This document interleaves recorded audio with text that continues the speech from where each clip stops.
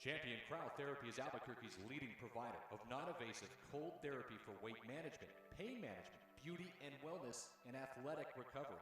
Champion Cryotherapy provides a safe and natural athletic performance and recovery benefits such as faster recovery from stress of athletic performances, competitive sports, and training. Champion Cryotherapy, you could visit us, Wyoming Boulevard, just south of Paseo del Norte. That's 821 Cryo. How does car crackers make every car look like it never happened? Well...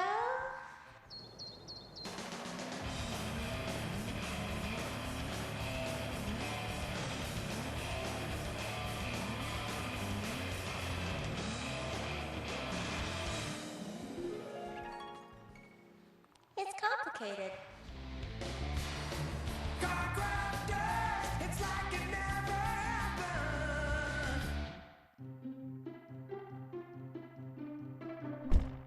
Are you sure we're supposed to be doing this? Don't worry, I've watched him do it 1,000 times. Come on, what's the worst that can happen?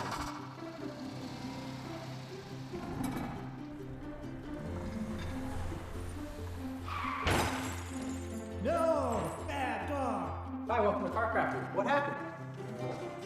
Don't worry, we'll make it like it never happened. Car crafters, it's like it never happened.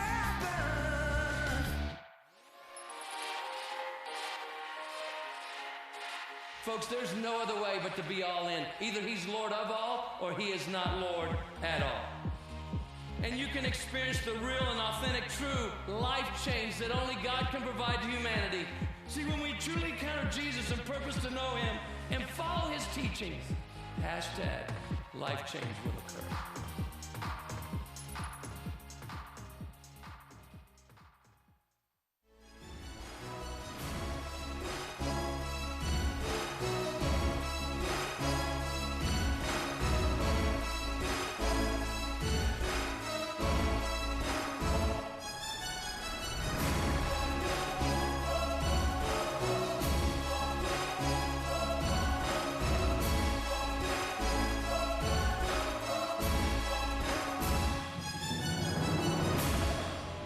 Hey, welcome to Red Menace TV here on Proview Networks, Channel 26 in Albuquerque. Hey, guys, Michael Carlisle, along with our guest Frank Mercogliano, UNM SID office. Earlier this month, or I guess it was last month, Donald Trump made America great again.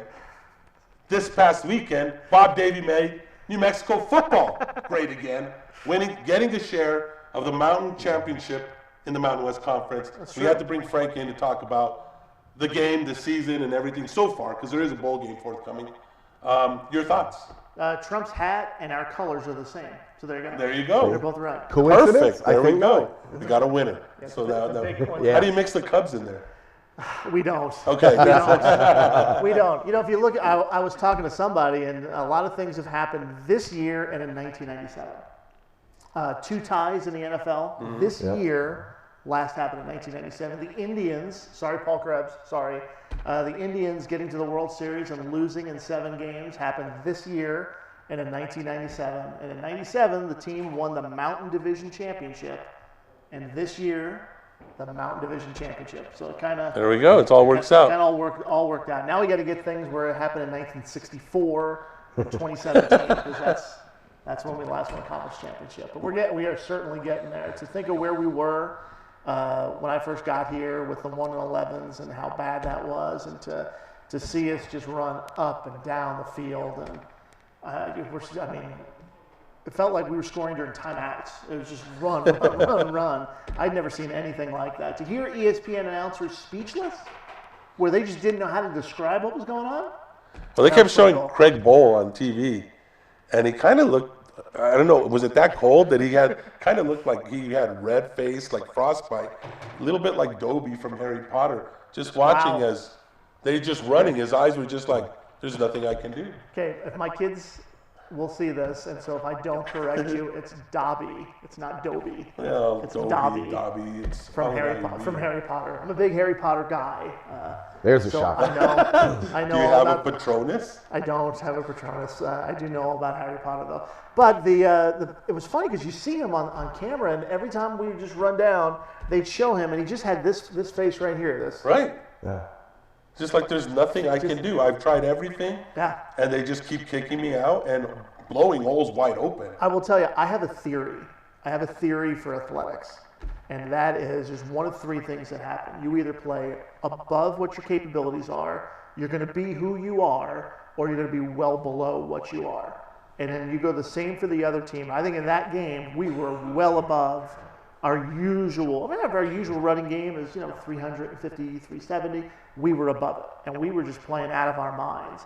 And I don't think Wyoming played down here. I think they played what they play. But we were so good that day that it was great. That's how I attribute the New Mexico State losses. I think they played as good as they could possibly play, and we played as bad as we could possibly play, and they got us by one. And sometimes, they're college kids, and they're 18, 19, and sometimes they're not 100% focused. I wish you could just have them all focused and they'd be robots, but they're not. And so, but that game, we were firing on every cylinder that you could fire on. We were firing, whether it was coaching, play call, strength and condition, all those different things. And I noticed it in the warm-up. And Coach Davey had mentioned this a few weeks back. He said, you should watch us warm up. And I've always seen us warm up, but I really kind of pay attention to it now. And it was so precise, and it was so crisp. And the attention to detail in the warm-up and the way they were lined up, it was like you just knew they were going to come out and be good. And they were.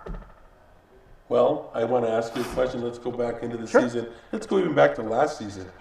Last season. Yeah, that was a fun season too. It was, but I mean, it ended fun. Yeah. But at the beginning, it wasn't a lot of fun. There was a lot of losing going on. There was some stuff going on. They took a bye week, and really everyone kind of stepped up their game. This week, and I'm talking as a fan perspective now, okay? This year, after the Rutgers game, there's a lot of fans that were just like, that's it. Throw my hands up. Yeah. It's over. Maybe Bob Davies not the guy. They missed out. I mean, there was a lot of, They missed out. And then all of a sudden, what is it about Bob Davies that he's able to get this team to be better as the season progresses? It's funny too, because we were 1-2 and had the bye week after Rutgers. Yeah. He's really good with reading his team. He will be the first guy to tell you that he learned so much from being at Notre Dame on what to do, what not to do. And when he came here, one of the things that was really a positive for him was that he was going to be able to do things his own way.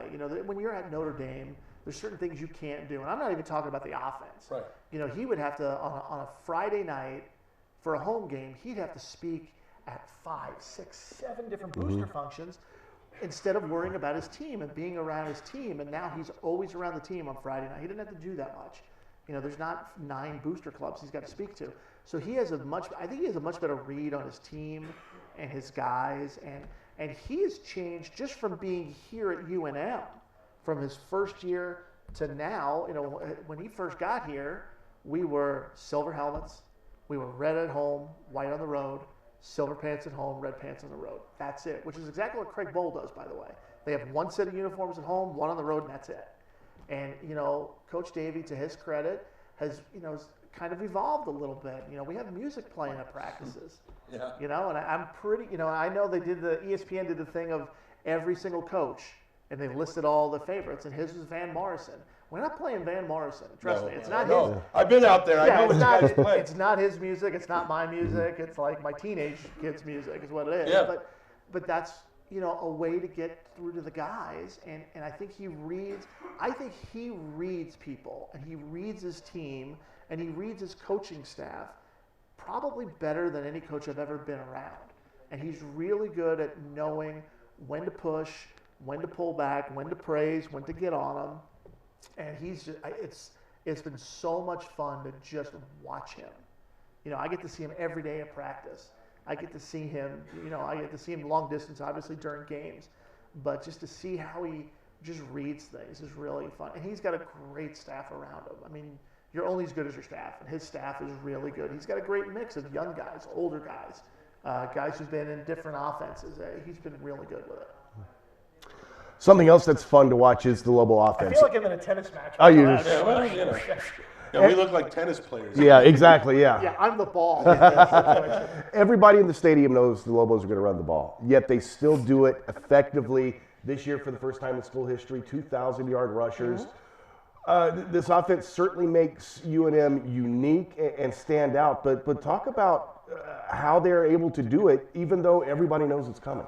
Well, let's go to 4,331 yards rushing. It's the most in school history. They're averaging, I think it's 360.9 if I have my memory right, which I think I do. So 360.9. It is funny because teams will load up the box and say, all right, you're going to run it, let's go. But he's always talked about that we don't have to be the best passing team, but we just have to be able to pass enough. If you look at that last game, we only passed it 5 times. And one of them was a misread and the throw went out of bounds. But other than that, Lamar was 4 for 4. Right. So he goes 4 for 5, 122 yards. And, when you're a good enough option team that can throw it, you get that 30-yard completion. Every time it's 30 yards, 30 yards, 30 yards. And you look at Lamar's completions. McCorley had the one out of the backfield for 30. He had another one for 28. We had the long pass and the flea flicker for 49. And that's what makes it so difficult, because you think, okay, they're going to run. Right. But you have to respect the pass, because if you just give it up, they're going to complete it. And then the things that they do with the triple option, where they disguise, and I don't even understand how they do some of the stuff they do, but they're disguising things and they're throwing different. We had some formations that I've never seen us really run in a game that we threw out there, and you could see the Wyoming guys kind of turn around, going, almost like they wanted to go, Coach, this was not on tape. Right. You did not show us this, and that's the same thing we did with Air Force this year. We put some things out for Air Force that they had never seen. Conversely, Air Force put some things out that we had never seen, and it worked on us. So it goes both ways. But I think the way that you evolve the offense, and it's a credit to Bob DeBess, who's continually tinkering and not just going to say, well, this is what we do, stop us, and if you stop us, congratulations. It's 5 years of an evolution of this offense, and they keep making the changes that are necessary. And don't discount Saga Tuatelli coming in. Everybody, Jason Lensmeyer is a great Lobo, is a great guy, and you knew him when he's a player. And I love him, he's a nice guy and everything, but Saga brings in just a different element, because he was an offensive coordinator, but he also ran the option at Cal Poly, but the traditional double slot under center, I used to see that when I was at Idaho State, and they used to run that on us, and they just go up and down the field on us. And to be able to bring in some of the elements that Saga brought in, but into the pistol, and sometimes we do go under center now, we've done it, but some of the elements that he's brought in and been able to bring in things has been really good. And then, you've got a tight ends coach in Clay Davey who's been here for 5 years, who knows the offense back and forth. Scott Baumgartner's been here. I think he's been here now 4 years, and he coached he's running backs, and now he's quarterbacks, and we've moved some guys around, and so you get a different voice.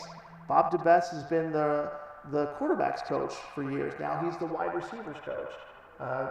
Apollo Wright was the running backs coach. Now he's the quarterbacks coach. Yeah. So not only you have the same staff, but you have different voices for people. And maybe they see things that maybe someone else didn't, because you've been doing it so long. And so I give a lot of credit to Coach Davey for just changing that part of it up. I think that's been a big part of our offense. So last question on the offense, and then we'll take a break.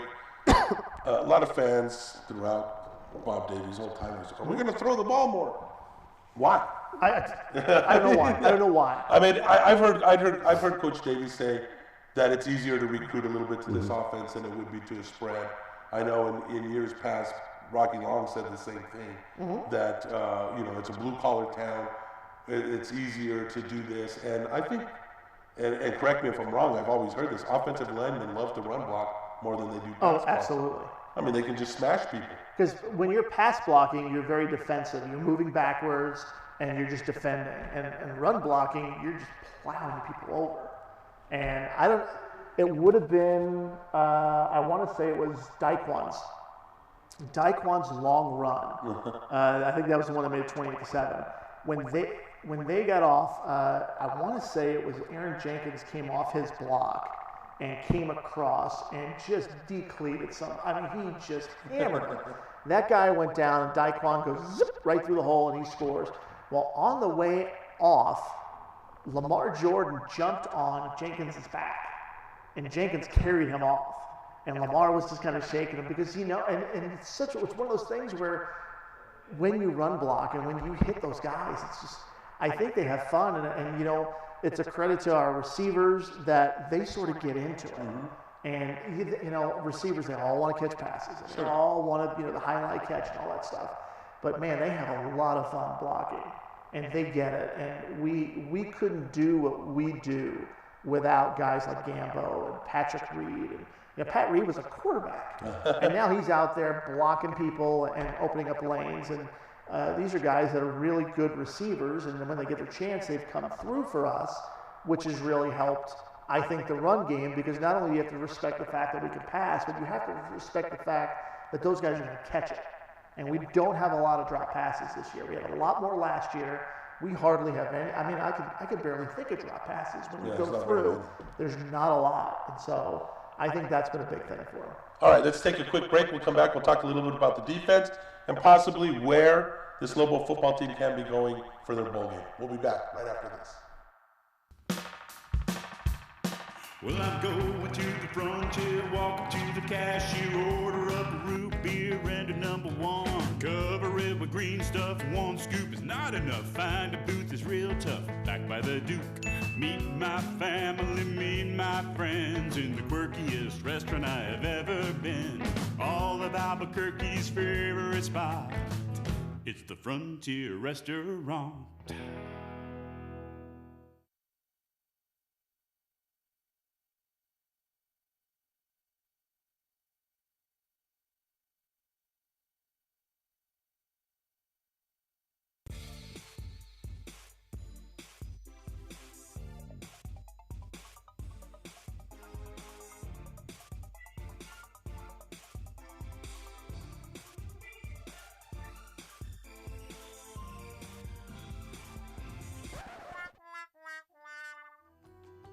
Before you go viral, make an appointment with Feedy Family Dentistry, now with 2 locations to serve you in Albuquerque and Rio Rancho.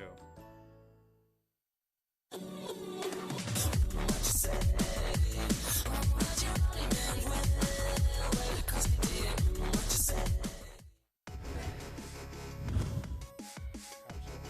cheat on everything. Nice move inside basket. Is up and good by Brianna Hernandez.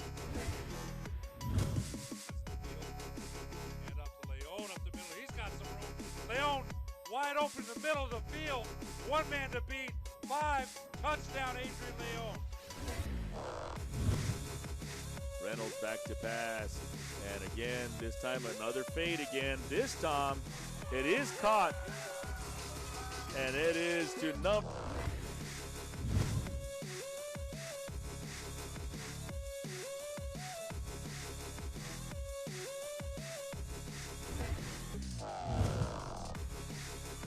Nice dish.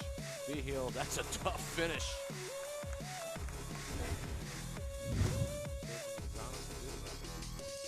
Little pump fake now, gonna throw to Derek Reyes. Got it. Oyeku on the run, drives to the basket. Bucket is up and good. And there's a snap, and there's the option. Fraze again, he gets outside the edge, and he's going to try to run back in to kill some time. He's running right across. He's got a block. Touchdown, Buffalo! It's 33. Ortiz quarterback drop the middle. First down and more. 40. Move it to 35. Down the right sideline. 20, 15, 10. Touchdown, Drew Ortiz. 50-yard touchdown run.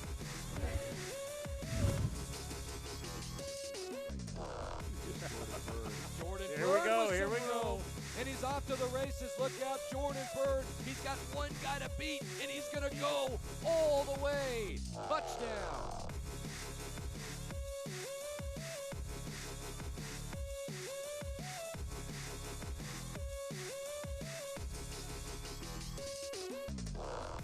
All American Waste Removal of New Mexico provides compactors, roll-off containers, dumpsters, waste management, recycle services, and waste removal cleanup for home, construction, and business. We have trash containers varying in sizes from 2 yards to 40 yards. If we don't have the size you need, we'll get it. We're a locally owned and operated waste management company, currently offering waste management and trash services in Rio Rancho, Albuquerque, Bernalillo, Sandoval, and Valencia County areas. Let 60-plus years of combined garbage removal and trash pickup experience work for you. Locally loved restaurants like Farina Pizzeria, Farina Alto, and the Artichoke Cafe are the perfect venue for your next event. Farina Alto has traditional Italian food plus handcrafted cocktails in a beautiful Northeast Heights location. Farina Pizzeria with a downtown vibe, amazing affordable wines, and local beer. And the Artichoke Cafe has set the standard for casual fine dining since 1989. Visit our family of restaurants and see what fine dining is all about. Dr. George Stribling, the ultimate sports chiropractor, is a proud sponsor of Proview Sports. For 34 years, he has been the chiropractor for sports injuries, soft tissue, muscle fatigue, muscle sprains, neck and back injuries. Dr. Stribling specializes in a kinesiotaping technique that is designed to facilitate the body's natural healing process while providing support and stability to muscles and joints without restricting the body's range of motion. Sports injuries are Dr. Stribling's specialty. Terry Cosper Insurance Agency is a proud partner with Proview Networks and a proud supporter of New Mexico High School athletics. Terry's been a local farmer's agent for over 20 years for auto, home, life, and business insurance. Just like high school sports are important, so are teen drivers. For more information, call Terry or one of his licensed staff members at 898-5556. Quotes are available for you. Gecko's Bar and Tapas, a proud supporter of Proview Networks. It's been a fan favorite spot for food lovers and sports fans. With not one, but two great locations, including outdoor patio, an atmosphere you won't want to miss. Gecko's, off Academy and in Nob Hill. RC Sports Complex is a proud supporter of Proview Networks. Do you have the need for speed? Come on out to RC Sports Complex for some adrenaline-packed race action. You can bring your own vehicle, rent a ready-to-race unit, or purchase one from the great selection that we have in store. RC Sports Complex offers an addictive, technical, and fast-paced outdoor course for 10th-scale electric buggies, cars, and trucks. Visit RC Sports Complex in Rio Rancho. Hey, welcome back to Red Menace TV here on Proview Networks. Our guest, Frank Mercogliano here, talking. You should have kicked it because you were a soccer player, correct? It's true. It's very true. I was should have used the feet, not the hands, because you weren't I hit a 32-yarder at practice the other day. Did you? I did. On the tee? No, off the ground, barefoot, in dress pants. I didn't want to mess. Why'd you take your shoes off? I didn't want to mess my shoes up. So. You took your shoes off to kick the field goal? I used to do that. Hey, welcome to the set, Micah. I had to pay for my parking. Welcome to the new set. We broke out the new set for you. I like this. The new table, right? Very nice. I'm so happy the desk is here because neither of these two are wearing pants. And it's a little disconcerting. So it's all about comfort, Frank. You know, exactly. These lights Gotta are hot. Get the stretch fit. There you go. It's hot. Hey, real quick. Bob Davey came into UNM, the coach, known as a defensive guy. Yeah. And the defense, of course, we know the past. We know how blown up the roster was and everything else. Mm-hmm. Slowly but surely, I think he's built a defense that it will bend, it will give up some yardage, may even give up a quick touchdown here or there, but a defense that makes stops. And I know talking with Mike Carlisle and Mike Trujillo on the radio, I say that a lot. I say, look, they're going to give up a lot. They're going to give up points. Yep. It's college football. Everybody gives up points, but they make stops at times too. I'll tell you, if you don't like someone and you get like a genie lamp and you get 3 wishes. Yeah. If there's someone you don't like, the first wish should be a college defensive coordinator. Yeah. Because it's got to be the worst job imaginable. I mean, what was the Pittsburgh and Syracuse game? It was like 75 to 61 or something like that. Navy dropped 75 points. Navy put 75 on someone. And so, what they do is they make plays when you need a play. And this year, that has been a team that, San Jose State, we kind of got a lead. All of a sudden, they get 2 quick scores, and it's like, oh boy. And they got the ball 3 times after that with a chance to tie the game. And all 3 times, our defense stepped up, made plays, 3 and outs, get the ball back. Was that the goal line stance game? No, that's Utah State. Utah State, 21-21. You know, they had 2nd and goal at the 2-yard line. Dakota makes a stop, then Daniel Henry makes a stop, then Martin knifes in, gets a piece of the guy, Dakota finishes him off, and then we go down the field and score. And then, you know, Dakota makes the play to prevent a first down. If they get a first down on that last play of the Utah State game, clock stops, and they get the field goal off. Instead, time runs out. You look at Air Force. You know, Air Force, Lamar got hurt, and we kept getting backed up. And we would punt, and they had the ball in our zone. You know, they were on our side of the field, just almost to where they could maybe kick a field goal, try and get it closer, go for a touchdown. And our defense continually stepped up, 2 fourth-down stops in that game. If you go through the games when we've needed to have a stop, they have made the plays and gotten stops. And they've done it, interestingly enough, the very first drive of the half, we tend to get the kickoff because most teams, when they win the toss, have tended to defer to take the ball second half. When we didn't win the toss that much this year, but when we win the toss, we always take the ball. So I want to say that we started out with the ball 10 of the 12 games this year. And we're good because we score a lot on that first drive, which Coach Davey wants to put the immediate pressure on them. Hey, before you ever get the ball, it's 7-0. But conversely, that means we're on the defensive end when you start the second half. And almost to the Utah State game is the one I remember where they went down and scored. And I think Colorado State, those were the two. But almost always we've made that stop and gotten the ball back quickly. And it's been a 3-and-out. It's not even like they marched down the field. It's been a 3-and-out, get the ball back and go. And so, you know, would Coach Davey rather have a team that gives up 12 points a game? Of course. But it's just not realistic in this day and age, the way teams are trying to get as many possessions as possible, and they're trying to throw the ball to conserve the clock. And so for us to do what we're doing, I mean, our defense has given up points this year, a little more than we did last year, but we're 3rd in the league in rushing defense. We're 5th overall in total defense. So we're doing a lot of good things, and you know, there are fans that are always going to get on a defensive coordinator or an offensive coordinator. And, you know, people are like, Kevin Cosgrove, what's he doing? I mean, the dude's been doing this forever.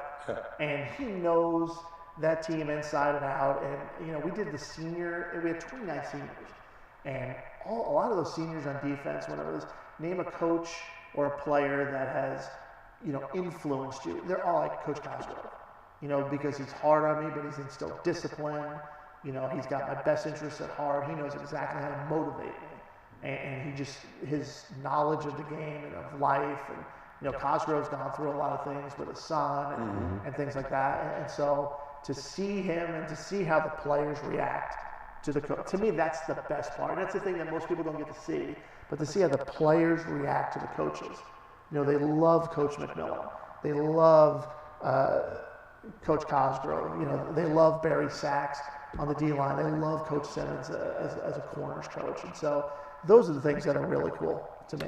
No doubt it's been a special season, 8-4, 6-2 in conference play. But the big question now is, what bowl game? Where do we go? Right, will the Lobos be in? As we tape on Wednesday, we still don't know that. But if you've got any inside information, you can whisper it in my ear. We're a champion. I would love to say I know where we're going. I don't.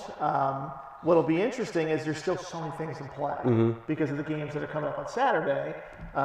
There's not enough Pac-12 teams right now. Well, if Washington wins and they get into the college playoff, that takes one more Pac-12 team out of the mix, and so then you've got the Cactus Bowl will take somebody out of the Mountain West, and all of a sudden now we don't have enough teams to fill bowl slots in theory because of the Cactus Bowl grabbing someone. And then there's a lot of, they always call it horse trading. I don't know why they call it horse trading.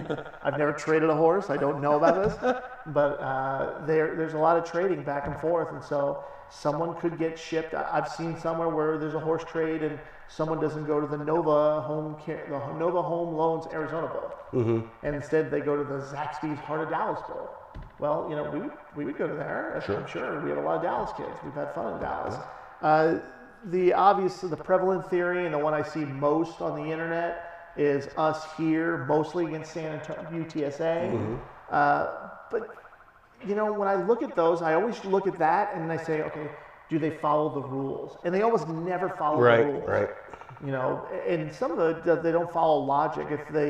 If the Pac-12 doesn't have enough teams, and so the Cactus Bowl, which is a great bowl game, it's the one they played in Chase Field on the baseball field where the Diamondbacks play. So if they're going to take a team, everywhere I see they keep saying Colorado State, and then that puts Boise in the bowl up in Boise. But I don't understand why they would take a 7-5 Colorado State team over a 10-2 Boise State team, or for that matter, an 8-4 New Mexico team, or a 9-3 Air Force team. They're going to have the second pick, so they're going to have their choice of a lot of good teams if they have the second pick. So I'm trying to think of the last time Boise actually played in Idaho at the bowl game. It might have been. I actually might have worked the game. It might have been like an 08 or an 09. It's been a while since it's been a long time. It's actually been up there, and I got to say this too, and for the people watching this and for you guys, but I've been seeing the sports speak ups. I've been hearing people who will call in, who are like, well, it's the Lobo Bowl, and it's it's only there because all the bowls are the same. Yeah. They're all the same. And when you look at what the bowls are, and last year was the first year I went through it as an employee, as a member of a team that went in, but our coaches have been to a lot of bowl games. Bob Davies been to a lot of bowl games. Sure. As a head coach, as an assistant. You look at all our staff. Kevin Cosgrove has been to millions of bowl games.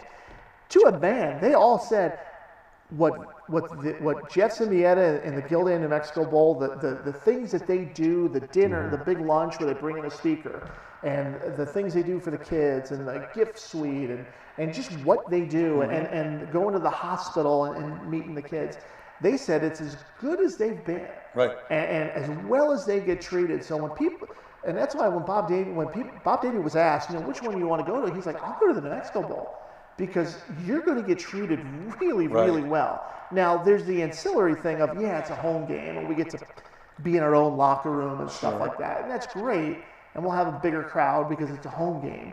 But the way you get treated, it's as good a bowl game as you're going to get. Well, I mean, it's, would you want one that maybe pays out more? Well, sure, everyone will want more money. But the New Mexico Bowl was really, the Gildan New Mexico Bowl was really, really good. And the way they treated, it was a wonderful experience. I say the same thing to everybody that talks about traveling instead of going to New Mexico Bowl. I said, look, bowl games are out to make money. Schools are out to make money. You guys don't go to home games during the regular season. What bowl game wants you? I mean, and I'm talking the fan base now, because I think that's on the fans. And I know maybe you can't, or Bob can't, I can't. What I would say on the fan thing too is it's been hard. It was a lot of night games. So? I understand that, and the thing was, it ended up being like this last game. A lot of people that, it's going to be late. It's going to be cold. It was 50 degrees. Yeah. I was wearing a light jacket, and I know I'm in a press box for a lot of it, but I'm on the field the last 10, 15 minutes. It was fine. It was. Our players, they were supposed to have heaters, and we canceled the heaters for both. And Wyoming thought that was like a vacation for Wyoming. It's summertime there. Yeah, and we were all on the field afterwards going, man, this is great. Well, I'm just going to say it because this is through the years. This isn't just this year. This year was unbelievably empty stadium, in my opinion. I understand the night games. 8:30 is really late for I think fans Albuquerque, missed out. New Mexico. I will say that. I think they missed out a lot. Yeah. And but don't complain now because the Cactus Bowl or the Fiesta Bowl or whatever bowl. And I'm being facetious with the Fiesta Bowl. Sure. Obviously, but there could come a time. You can dream big, right? I mean, we dream about Sweet 16s. Why not dream about a big bowl? But you got to show up. Yeah, but we're not that far from. We're 2 losses in the beginning of the season away in a weird field goal miss from being in the championship game at 10-2. Right. Where Western Michigan loses, maybe you are in the Cotton Bowl. Yeah, that's what I'm saying. It's not that far-fetched. No, it's not. I think 4 years ago, it was completely far-fetched. They're coming off all those 1-11 seasons, but it's not far-fetched now. Yeah. And, Bob Davie has said this before, you're better get here now before the train really but now the train's rolling. Yeah, it's going. The train's going, and we're 1 win away from the most wins in back-to-back seasons in school history, which would be unbelievable to do that. We already have the most wins in conference play in back-to-back seasons in school history. And if you look at our offense, they're all back. You lose Reno Henderson, you lose Gipp, and Gipp's a big loss. Gipp's a big loss. But think about, we lost Presley last year, and that was a big loss. You got 2 freshmen that redshirt, right? We got 2 freshmen. You get Ramel Jordan back, who, by the way, I believe is going to be a junior. He's going to get that year back, so he's going to have 2 more years. We have a lot of receivers that are redshirting. We have a lot of running backs that are redshirting. We're going to have a lot back on offense. This train's going to keep going. Yeah. And we want fans there. It's cheap. It's not expensive. It's really not expensive. But we are, as a department, we're looking at that. Is it, even though it's not expensive, is it expensive for the market? We're looking at that in basketball. Have we overpriced? We need to look at basketball. Okay, is our ticket price just a bit too high? Do we need to dial it back a little bit? And we're looking at those things internally, but by the same token, it's cheap enough and it's fan-friendly enough. And, there's beer in the stadium. There's unbelievable concessions. And they're winning. We did they were talking about this in a meeting where we did $2 hot dogs. And so someone at the stand went up and was like, so it's $2, right? And they're like, yeah. Like, is there a minimum? And the guy's like, not really. He goes, I'll have 24 hot dogs. And so he bought $48 worth of hot dogs and brought them back to everybody. And then someone behind him heard that and were like, wait, there's no minimum? And that person ordered 30 hot dogs. There you go. And so people were just buying hot dogs left and right because you could. There was $2 hot dogs. There's always a great concessions deal. It's sort of like when I was in a fraternity and I joined a fraternity and they said, Frank, the fraternity is going to be what you make it. Yeah. If you want to be active in it and you want to have a good time and you want to go crazy, then you know what? It's going to be a lot of fun for you. But if you just want to sit back and coast, then that's what it's going to be. And for our fan base, if you want to make it, it's the same thing with the pit. If you want to make it an unbelievable experience and have the best time of your life, then go and do it and have fun with it and bring your friends and make it an event because the product is there. What the kids are doing on the field is unbelievable. What they're doing off the field is unbelievable. I mean, you only have to look at Garrett Adcock. The guy's a finalist for the Werfel Trophy. Amazing, for all the things he does. So it's there. I'm hoping the fans will come out. I think it'll be great. I hope they come out tonight to the pit, of which I brought some for you guys. I know you're not the hugest basketball fan. I know you're a basketball fan. Do you like basketball? You like basketball? I grew up on this. I grew up on the pit. Well, we got a little sick. We got he's right there. Oh, look at that. It's going right through. Nice. Now, that's cool. There we go. That was really. It doesn't look like that in real life, where you can just see through it. That'd be awesome. But we have the pit. Although 50. if it did, that'd be awesome. Well, but we have the pit 50. Actually, you could still see through me. I think you can see my face there. Nice. So we got that. Very we got nice. one for you. Thank you, sir. We got one for you. You can use this as a bib if you I need love the to. Just like that. There you go. When you're eating a little lobster. I know how you roll over there Yeah, at yeah. the casino. Yeah, Just there some you go. ribs, Ribs and stuff lobster. like that. So we got these, but we'll be giving out. We had 7,500 to give out, so now we have, I think, 7,496 There you go. to give out. So there's 4 people that are going to get screwed on the deal. I'm sorry. You can send your letters to email, Mike Carlisle. letters, But anyway, we're giving those out, and we have Awesome. 2,500 at the women's game on Saturday. Nice. As well. So if you're a women's fan, obviously we want to recognize our fans, our long fans. Absolutely. There at the women. We'll have some videos being played throughout the game. We've got, I think, 38 alumni coming back that have played in the pit, going back to the first year of the pit. So it's gonna be a fun day. We're playing Abilene Christian, the team we played in the very first game of the pit. So Very it's cool. a pretty neat little deal. Very cool. He's Frank Mercogliano. I have to say, in this whole thing, the thing that sticks in my mind and scares me is thinking of him pledging a fraternity with a lampshade on his head naked. I don't know why that's freaking me out. But it was a professional musicians fraternity. So that's cover that up. Oh, wow. We had a loincloth. Very good. Hey, we'll be back right after this. Micah Frankel to give you all the ins and outs of MMA and UFC. I'm Ben Lucero, president and owner of Indigo Mortgage. We are a locally owned and operated mortgage company right here in New Mexico. This means your loan officers and processors are right here to serve you. Our mortgage divisions include residential, commercial, construction, reverse mortgages, and VA mortgage loan. Indigo Mortgage, because nobody cares more about your mortgage loan.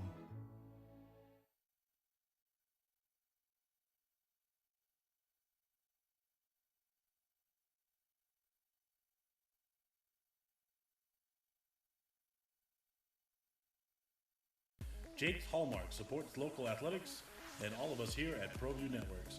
Locally owned and operated, we will strive to have all your cables, connectors, adapters, converters, etc. when you need them. Jake's Hallmark, your new cable place, located at 8019 Manal Boulevard Northeast. Selling your home? Know its value? As part of Greater ABQ Home Realty Service, we offer a free no-obligation market analysis so you can learn the value of your home before placing it on the market. Servicing Albuquerque, Rio Rancho, Placitas, Corrales, and the East Mountain. And we're dedicated to making our clients customers for life. Locally owned, locally focused, Greater ABQ Homes Realty. Contact Tom Schoeneman at 505-821-1234 or visit our website at greaterabqhomes.com. Don't sacrifice quality or flavor when you're in a hurry. Golden Pride delivers the best tasting barbecue chicken and ribs with the fastest drive-thru in the whole city. Plus, Albuquerque Magazine has awarded Golden Pride for having the best tasting breakfast burrito in town. For a great meal without the wait, come see us at any one of our 4 locations or visit us online at goldenprideabq.com. Golden Pride, home of Albuquerque's #1 breakfast burrito. Sure, you could get him a new car. You could also light a pile of money on fire. So maintaining this old car is your best option. Keep it running longer, stronger, with quality parts and a whole lot of Napa know-how. Well, you saw me for a brief moment a second ago, but I'm Micah Frankel, CageMinds.com. Yes, I was returning a credit card. When somebody wants me to pay their parking meter, I return their credit card to them promptly and swiftly. I'm trustworthy like that. Well, last weekend I was out at the Embassy Suites because there was King of the Cage Duke City 2, a great night of pro and amateur action. Our first slide. King of the Cage Duke City 2. On the amateur side, we saw a night full of submissions. Right there, we can tell you all the way to the left of your screen, Chris Brown improves to 3-0, his first fight under 170 pounds. A very talented prospect from Houston who's training out of the Jackson Wink camp, a wrestling-based fighter coming along with his striking. Next to the right of him, you could see that there was Brenda Gonzalez-Means. She was able to get back on the winning path, showing off her Muay Thai, knees and elbows, finishing off Yumi Matsumoto in the first round. Our co-main event featured, now this is all the way to the right of the screen, second to the right, Anthony Rosema with a big right hand, one punch in the first round, taking out Randy McCarty. A huge win. That's 2 in a row for Anthony Rosema. And then the main event was between the two men in the middle. It was a 125-pound. That is for King of the Cage, their junior flyweight division, world title fight. Boxer Johnny Guillen, really mixed martial artist Tim Sosa. Sosa able to show his mixed martial arts game, keeping it close on the striking and hitting takedowns and timely points in the contest to sway rounds in his favor. A full game from Tim Sosa, which we can move on to that next slide. And you will see a very determined champion there with his new world title belt. The third current member of the Fit NHB gym to be holding a King of the Cage world title, along with Nico Montagna, the women's 125-pound junior flyweight champion, and Sadaya Parker, the 185-pound champion, another champion for Fit NHB. Now, also Saturday, there was a UFC event. The UFC was in Melbourne, Australia, for UFC Fight Night 101. You can go to CageMinds.com to check out your full results for UFC Fight Night 101. And here, though, we're going to talk a little bit about the main event. On the left of who you're looking at is Robert Whittaker. On the right is Derek Brunson. Derek Brunson, both men on 5-fight win streaks. Brunson had won 4 in a row by first-round knockout. A wrestling-based fighter who came out, overwhelmed guys, caught him with flurries, was able to take him down the ground and finish him with his ground and pound. He was not able to execute that game plan, even though he tried really hard to do so against Robert Whittaker. The wrestler got wild. The younger, at 25 years old, Australian, in front of his home crowd, was able to maintain composure, technique, and show off the ability to strike while going backwards. A big left hook that landed right to the under part of the right eye of Brunson is what started to spell doom for Brunson.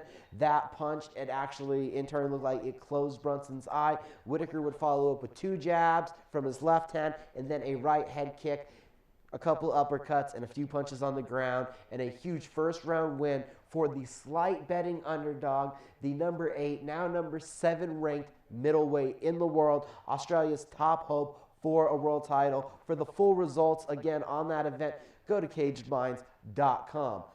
Now, the weekend that is upon us, there is a lot upon us right there. Take it all in real quick. Titan 42, Legacy Boxing, Jackson's MMA Series, the Tough 24 finale, Bellator with a doubleheader weekend, and the final Legacy event. But we'll go through that a little bit slower here as we start with our slides, individually checking out each event. So Friday night, we're going to start with Titan FC 42, a event that is going to be streamed on UFC Fight Pass and is featuring 4 world title fights.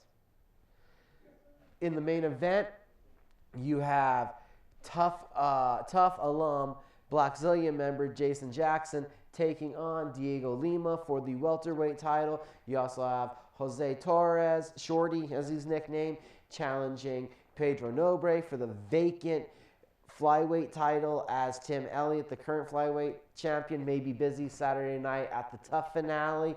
You also have Frank Hart Sharapova taking on Andrew Whitney for the vacant bantamweight title bout, and a heavyweight title bout, Volkan Ozdemir taking on Jack May for the Titan heavyweight title. So that kicks off your Friday night on Fight Pass. And then you can also go over to Spike TV later that night. Spike TV, doubleheader, kicking it off Friday night, both in Thackerville, Oklahoma, Friday and Saturday for Bellator. You got Joe Warren versus Eduardo Dantes. This is their second meeting. Dantes lost the belt to Warren in their first meeting, with Warren using his wrestling to score a unanimous decision. Dantes regained the title by being able to take a unanimous decision, outstriking Marco Scoville, who had submitted Joe Warren. It is up to Eduardo Dantes to win this fight to stop the vicious circle that is Warren, Dantes, Scoville fighting for this bantamweight title. Now, Saturday night, due to an injury, Saturday night, Darian Caldwell and Jotai Minglo will rematch in the main event of Bellator 167. And the winner of that fight could possibly go challenge the winner of Dantes Warren. Now we'll go to you can flip past the Titan one because I got out of order and I already talked about that fight. Now we go to Legacy, the Hard Rock Hotel Casino in Oklahoma City. This will be the final Legacy event, Legacy 63, the return of Walt Harris, a nearly 30-fight vet who's fought for WEC, for Bellator, for the UFC. He is returning. It is the final event for Legacy. Legacy 63 before the merger in 2017, RFA, Legacy Fighting Championships, becoming Legacy Fighting Alliance. First event, January 13th. But tune in, enjoy the last night of Legacy. Also, for us locally, former coach of Lovato's Total Fitness, Josh Lanier, who led the Land Sharks Kids Jiu-Jitsu program. He is taking a super heavyweight fight out there at Legacy 63. We have him on the DC Life Uncensored, which you can find at cagedminds.com. Also, a bigger review of King of the Cage, Duke City 2. So a huge night of action Friday. We touched a little bit on Saturday. There's more action to talk about on Saturday too, coming at you. As the Ultimate Fighter finale for Tough 24, it is the Tournament of Champions. All the regional and developmental league champions that the UFC could get their hands on were put into a house, put into a tournament. They fought down to 2.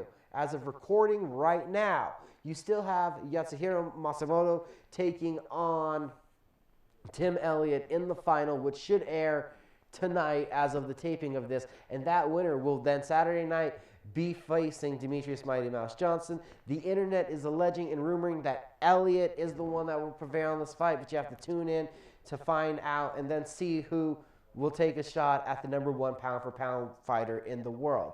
The main card also for this tough finale will see the two coaches, Henry Cejudo and Joseph Benavidez, going at it.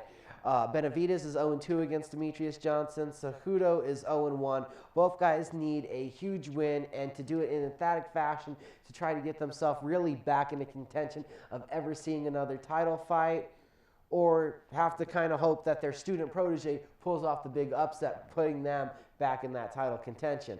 There's a great card also, Jorge Masvidal versus Jake Ellenberger in a welterweight contest on that main card. That is on FS1 Saturday night. Move on to the next slide. We also got to talk about what's going on locally.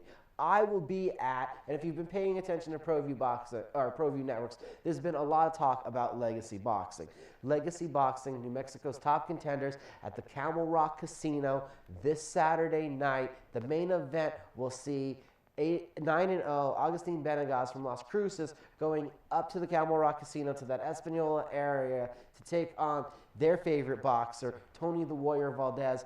Valdez, 8 victories in his career, has been through many wars and many decisions. You also have the upstart Sanchez brothers on the card, Jose Osorio, and my opinion, what will be the fight of the night, Jesus Xavier Pacheco taking on Gene Pettis. Pettis splits his time between the boxing ring and the MMA cage. That one will definitely be a great show. And there's also one more card to talk about, and it's just up the road from Camel Rock.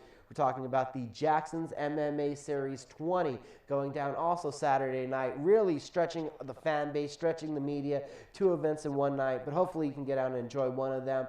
The main event here at the Jackson's MMA Series 20 at the Buffalo Thunder Resort and Casino will see knockout artist Josh Moreno, his first time down to middleweight, taking on Sonny Yan, a man who made his professional mixed martial arts debut at Jackson's MMA Series 19 with a unanimous decision win over Tua Pleasant. He also went up to Colorado, his homeland, and fought for the RFA promotion.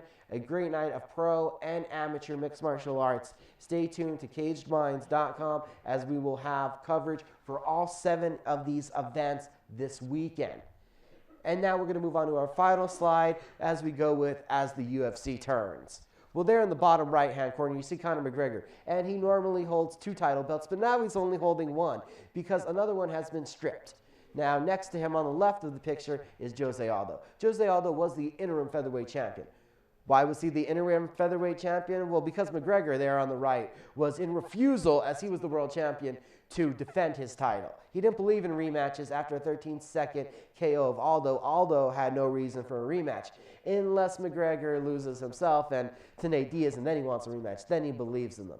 So now in the newest installment of As the UFC Turns, with McGregor now holding 2 world titles with his knockout in the second round of Eddie Alvarez, he announced that he was going to be taking a very long hiatus, having a newborn baby coming in May, and then want to take off some time to see the baby. So inevitably something had to give. You cannot take off 20 months, not defend a title, and be the champion of 2 divisions.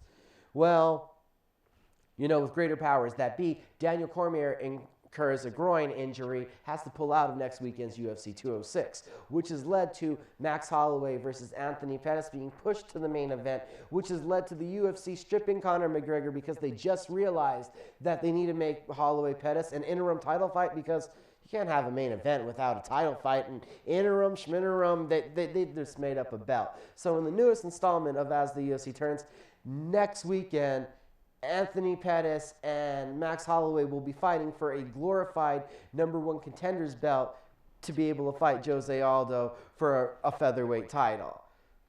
There's a lot of stuff to keep up with at CagedMinds.com. I suggest you guys go there, and in a minute, we're going to return with more Red Menace TV.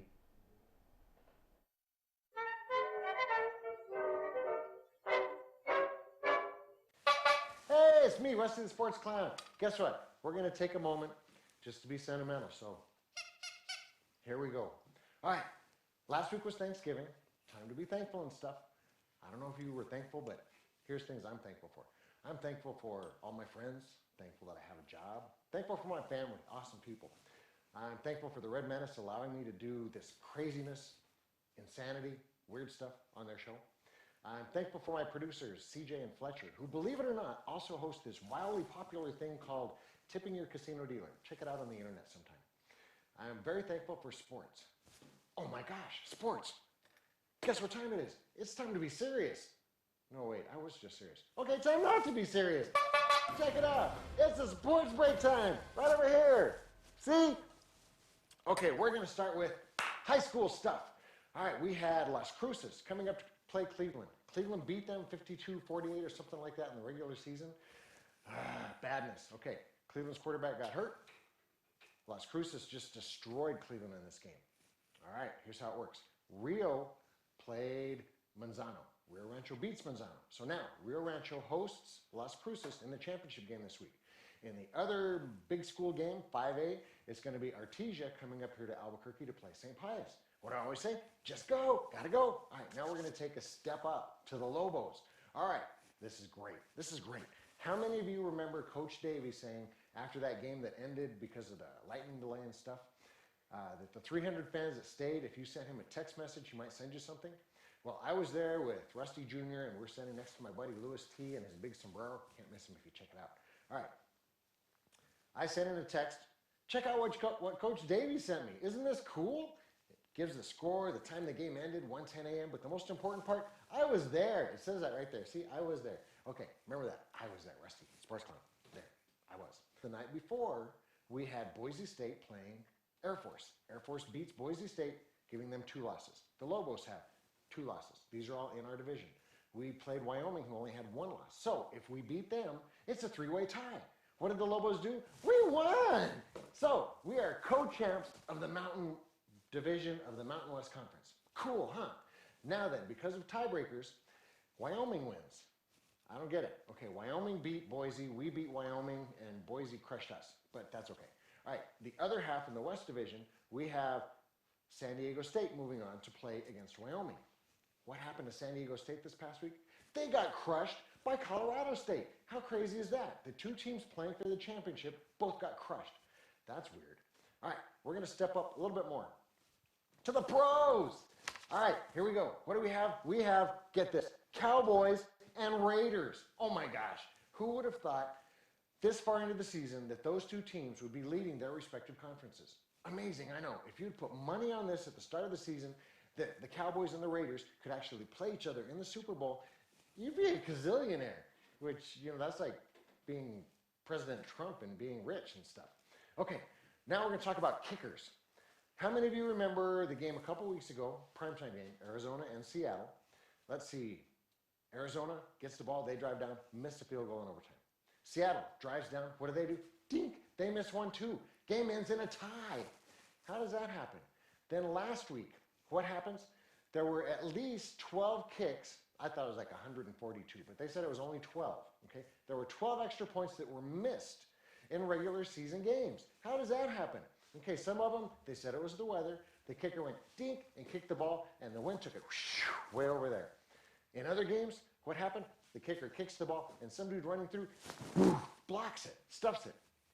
Craziness. All right, last night's game, for those of you that are watching this, it's a few nights ago, Denver, Kansas City. My buddy Lando, are you watching? Pay attention now, because this is very good. Denver takes the lead. Kansas City ties it up.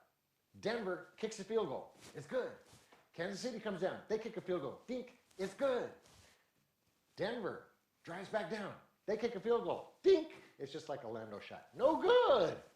Then, it's kind of like how he plays golf. It's, yeah, just wide left, wide right, something. Then, Kansas City, they drive back down.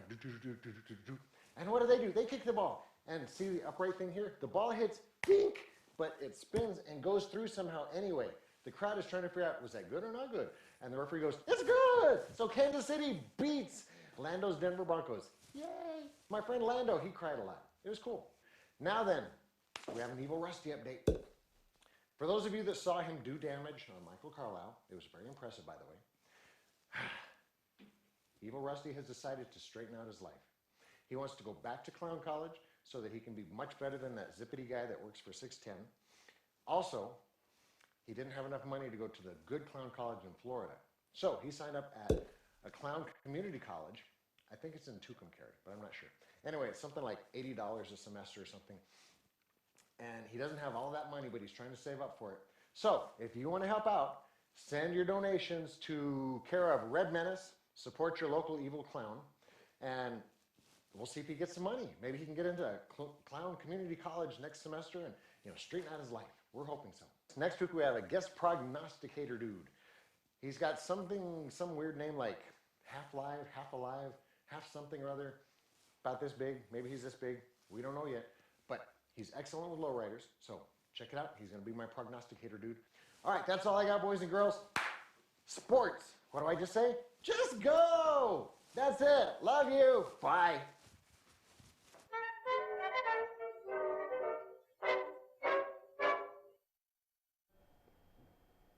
There's nothing left to be said other than just close the show. For Michael Carlisle, thanks Frank Mercogliano, and Alden the Button Tickler, Michael Franco, I'm Leroy Lucero. We'll see you next week. God bless you all.